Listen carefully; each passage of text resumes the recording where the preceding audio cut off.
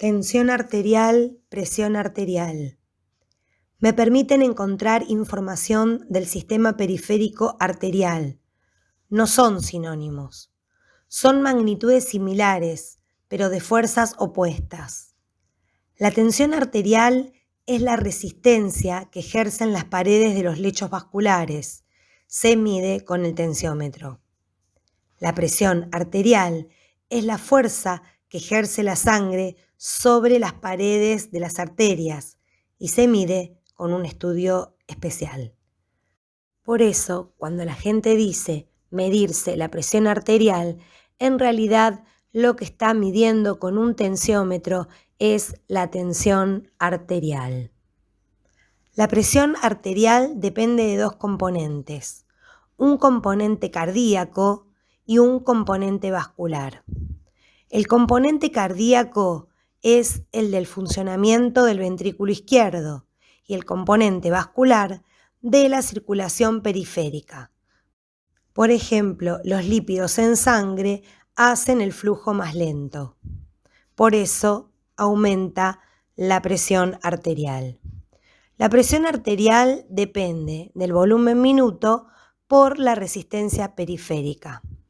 El volumen minuto se va a relacionar con el volumen sistólico por la frecuencia cardíaca. El volumen sistólico es de 70 mililitros. Por eso, si multiplicamos esta cifra del volumen sistólico por nuestra frecuencia cardíaca actual, vamos a tener el cálculo del volumen minuto sanguíneo. La resistencia periférica depende de 1. El tono arterioral, que depende del sistema nervioso simpático. 2. La viscosidad de la sangre y la velocidad. Y 3. El tono de la aorta. Cuando aumenta la resistencia periférica, aumenta la presión arterial. Clasificación de la tensión arterial. 1. Normal. 120 de presión sistólica y 80 de presión diastólica. 2. Prehipertensión. De 130 a 139 a 85-89 milímetros de mercurio de presión diastólica. 3. Hipertensión. De 140 a 159 de presión sistólica, 90-99 de presión diastólica. 4. Estadio 1. Mayor o igual a 160 de presión sistólica y mayor o igual a 100 de presión diastólica. Y 5. Hipotensión, menos de 90 de presión sistólica y menos de 60 de presión diastólica. ¿Cómo evaluamos la tensión arterial? Con un tensiómetro, 3 veces por día, durante 5 días, siempre a la misma hora. Las posturas y la presión arterial. La volemia es la cantidad de sangre circulante, aproximadamente de 5 a 6 litros, el 7-8% del peso corporal. En las posturas de pie se disminuye la volemia un 20%. El volumen de retorno disminuye, el llenado cardíaco disminuye, el volumen minuto disminuye. Disminuye la presión arterial, actúa el sistema parasimpático a través de los vasoreceptores que se encuentran en las paredes de las arterias. Acostado, la resistencia periférica aumenta el llenado, aumenta el volumen sistólico, aumenta el volumen minuto y aumenta la presión arterial. Y actúan luego los controladores que regulan y equilibran la presión arterial. Se inhibe el nervio vago y actúa el sistema simpático. Regulación de la presión arterial a través de las hormonas. Angiotensina 2. Va al riñón y favorece la liberación de la aldosterona. Se libera por la presión que efectúa el endotelio a través de los receptores. Aldosterona, sintetizada en la corteza suprarrenal.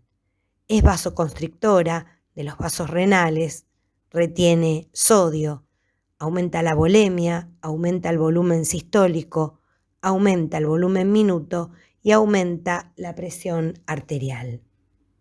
Hormona antidiurética o vasopresina, ADH.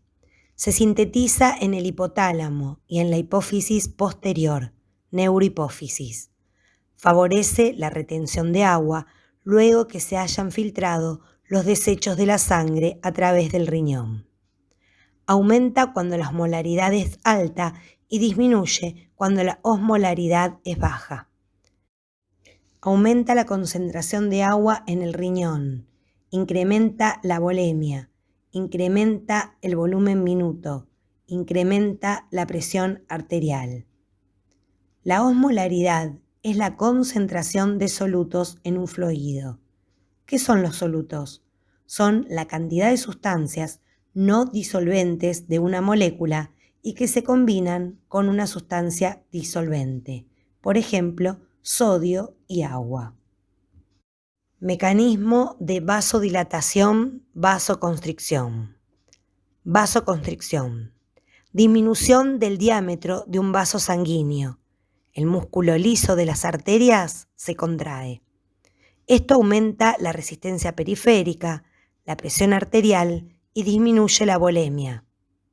Aumenta con la adrenalina, la angiotensina 2, la aldosterona y la vasopresina. Aumenta con la cocaína, la cafeína, la efedrina, etc. También es un mecanismo que se produce para evitar la pérdida de calor corporal por la piel, frío excesivo, y que se retenga el calor en los órganos vitales. La vasodilatación es el aumento del diámetro de un vaso sanguíneo. El músculo liso de las arterias se relaja. Aumenta la volemia, disminuye la resistencia periférica y la presión arterial. Aumenta con el óxido nítrico y la histamina. Actúa en el control de la temperatura corporal en respuesta a un aumento de la temperatura interna. El hipotálamo envía señales que provocan vasodilatación cutánea, la cual favorece la pérdida de calor a través de la piel y ocasiona, además, aumento en la producción de sudor por las glándulas sudoríparas.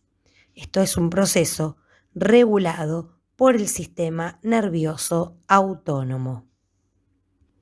Si la presión aumenta mucho, se presiona más el endotelio. Entonces, se aumenta el ácido nítrico que produce vasodilatación. Se inhibe la angiotensina 2 para que no haya vasoconstricción. En el riñón se aumenta el sodio y aumenta la osmolaridad del plasma. Se disminuye también la capacidad de acumular agua. Si aumenta el agua y disminuye la osmolaridad, aumenta la perfusión del riñón. La obesidad retiene agua, aumenta el sodio y disminuye la perfusión del riñón. Por el contrario, la disminución de peso aumenta el agua, disminuye la osmolaridad y la perfusión. La presión arterial, no nos olvidemos que también es controlada por la respiración. En resumen, la presión arterial se regula a través de mecanismos intrínsecos o locales, el propio endotelio del sistema arterial, y mecanismos extrínsecos o a distancia, como hormonas, riñón, la respiración, los músculos y la postura. Estos mecanismos se van manifestando a través de sistemas de vasodilatación y vasoconstricción, que además de darle funcionalidad al sistema regulatorio, son señales para efectos cascada. Pulso arterial. Es la onda expansiva que se transmite del ventrículo izquierdo a las paredes de las arterias. Este pulso puede ser tomado en la zona parietal temporal, carotidia, axilar, humeral, radial, cubital, femoral inguinal, poplitea, tibial anterior y pedia. El pulso arterial depende de la cantidad de sangre que es eyectada en cada sístole, de las contracciones del ventrículo izquierdo, de la vascularización periférica, de la distensibilidad de la aorta y de las principales arterias, de la frecuencia cardíaca y del ritmo. El pulso muestra la sístole ventricular, o sea, el funcionamiento de la bomba izquierda cardíaca, los cambios de tensión y la dureza de la pared arterial.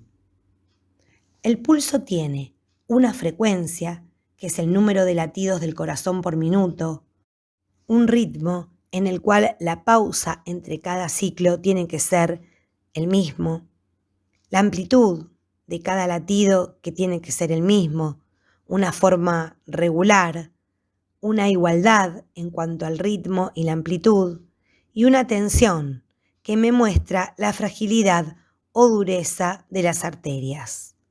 Repito, el pulso tiene frecuencia, ritmo, amplitud, forma, igualdad y tensión. Alteraciones del pulso.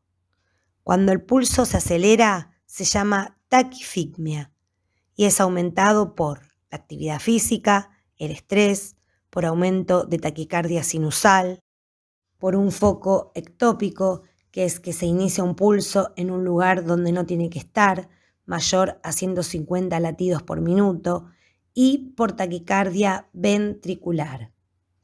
Bradifigmia. La bradifigmia es la disminución del pulso. Puede ser por bradicardia sinusal, tener en cuenta la fisiológica del deportista, por bloqueo auriculoventricular, menos de 40 latidos por minuto. Si encontramos un pulso disminuido, me va a indicar que tengo poca volemia y poco llenado.